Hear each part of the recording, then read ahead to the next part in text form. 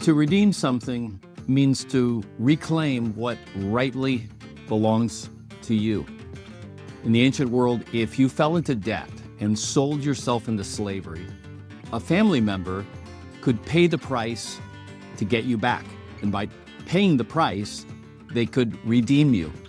In the biblical story, the story of God, God has paid a price to redeem you. Welcome to day 4 of week 2 of the Bible reading plan you'll actually finish.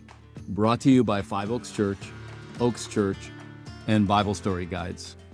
I'm Henry. Today, we enter the 4th scene, the sacrifice scene.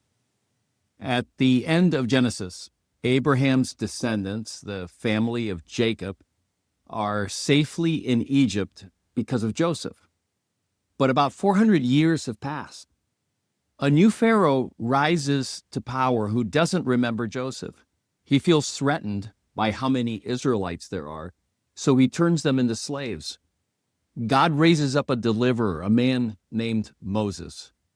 Moses is reluctant to receive the assignment, but eventually he relents. He goes to Pharaoh and confronts him with a message from God. The message is, "Let my people go." Pharaoh refuses to let his people go. God sends 9 plagues. Pharaoh still won't budge. Then comes the 10th plague. The 10th plague is the death of every firstborn in Egypt by an angel of death. But God provides a way of escape for Israel so that their firstborn can be spared.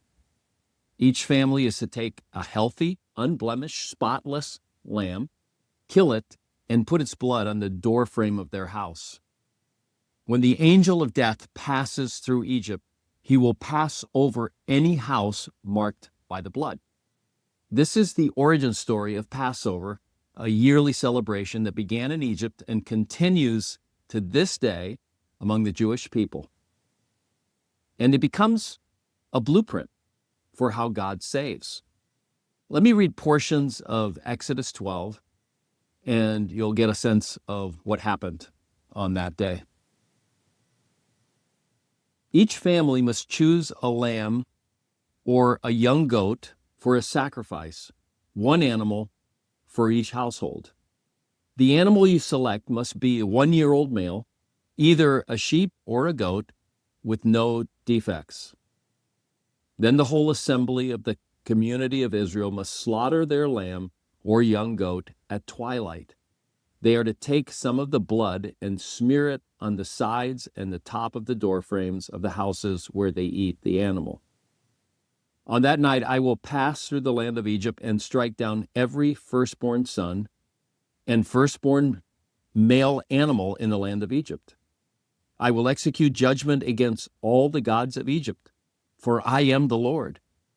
But the blood on your doorposts will serve as a sign marking the houses where you are staying. When I see the blood, I will pass over you.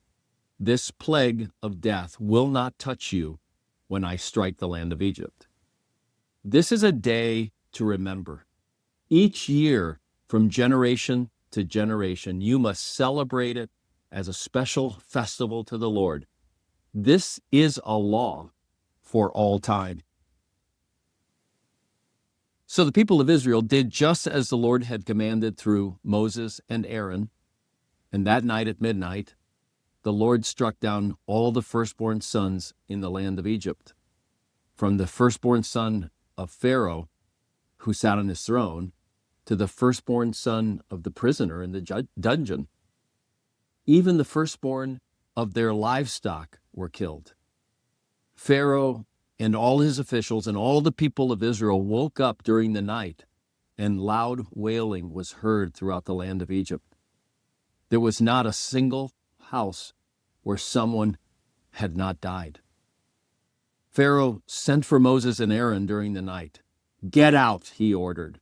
"Leave my people and take the rest of the Israelites with you. Go and worship the Lord as you have requested. Take your flocks and herds as you said, and be gone. Go, but bless me as you leave." The lamb dies so that the firstborn doesn't have to. Blood on the doorpost marks who belongs to God. This is redemption. This is God reclaiming his people. He's transferring them out of slavery in Egypt and death and back into his family. And it all points forward because centuries later, Jesus goes to Jerusalem on Passover weekend. He's the Lamb of God. He's the Lamb without defect. His blood becomes the covering for all who trust in him. Here's your takeaway for today. You were made to belong to God, and he paid the ultimate price to get you back. Until tomorrow, have a great day.